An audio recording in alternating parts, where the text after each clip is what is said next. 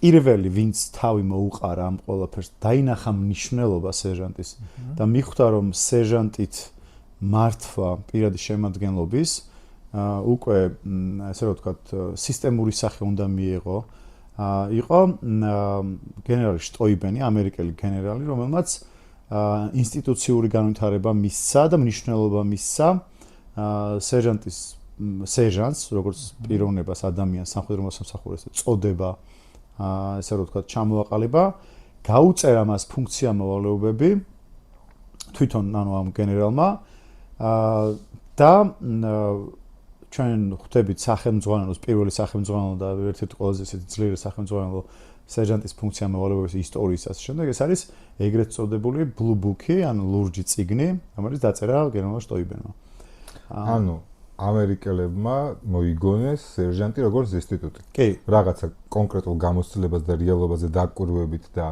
ასე ვთქვათ ამოცანების შესრულების მიხედვით მათ ისინი მიხვდნენ რომ საჭირო არის ეს კარგი რამეა და მოდი რაღაცა ინსტიტუცია მოუხდეთ. იცი როგორ აი თუ გადავავლებ თვალს, ნახე თვითონ იერარქიისა და აღჭურვილობისა და თვითონ სტრატეგიის ზრდასთან ერთად იცვლებოდა პირადი შემადგენლობის მართვის პრინციპები. ანუ ადრე თუ იყო ხაზში რომ იშლებოდნენ სამხედრო მოსამსახურეები და შაშხანებით რაღაც მიზანში იღებდნენ და ესროდნენ, მანდაც კი ჰქონდა ფუნქცია, ასე რომ ვთქვა, და იყვნენ ადამიანები, ვინც ამას მართავდნენ და არა ოფიცრები, არამედ ის სერჟანტები, ასე რომ ვთქვა. მე ეს რო დასრულდა და უკვე ტყვიან ფრქვევი შემოვიდა მაგალითად, სტრატეგია და მეთოდები შეიცვალა ბრძოლის, რა თქმა უნდა. ანუ ხალხის მართვის პრინციპებით იცვლებოდა.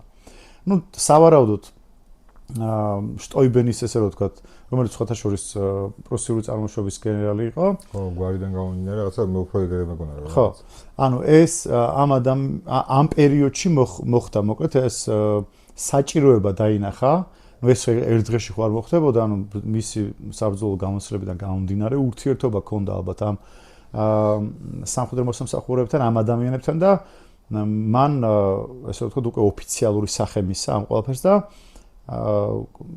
საფუძველი ჩაუყარა წიგნს ამ სახელმძღვანელოს, რითაც უნდა ეხემძღვანელად სერჟანტებს მომავალში. ну შესაბამისად მე ეს სახელმძღვანელო იყო საწყისი იმ განათლების და დაემატა თქმა უნდა ემატებოდა ფუნქცია მოვალეობები, რა თქმა უნდა სხვადასხვა ქვეყანაში. ხარო ჩვენ რომ მიუყვეთ ამ ყველაფერს, ეს წინაზე გქონდა ჩვენ საუბარი, რომ აი ნატოში ქვეყანა არ არის ერთი სტანდარტი, ესე რომ ვთქვათ. ამ სიტუაციაში სერჟანტები ყველა ქვეყანაში ერთ და იგივე ავტორიტეტით და ასე რომ ვთქვათ ფუნქციებით არ სარგებლობენ. ანუ რაღაც ეტაპზე კი არ არიან ქვეყნები, რომლებიც ასეული სერჟანტის მაღლა სერჟანტი არ ყავთ. არიან ქვეყნები, რომელთაც არ ყავდათ დაუშვათ 10 წლის წინ, მაგრამ დღეს უკვე ბრიტანეთის მაგალითად რო აიღოთ, აი ბრიგადის სერჟანტის დონე უკვე დაუშვეს, ესე რომ ვთქვათ. მათ არ ყავთ ახლა როგორც ჩვენ თავარი სერჟანტი რაღაცა თავდაცვის საქართველოს თავდაცვის ძალების თავარი სერჟანტი. ანუ სხვადასხვა ქვეყანას ეს სხვადასხვა რამეზე მიუთებს, ახლა ეს სიღრმეებში რო არ ჩავყვეთ და არ განვიხილოთ, არასაინტერესო იქნება.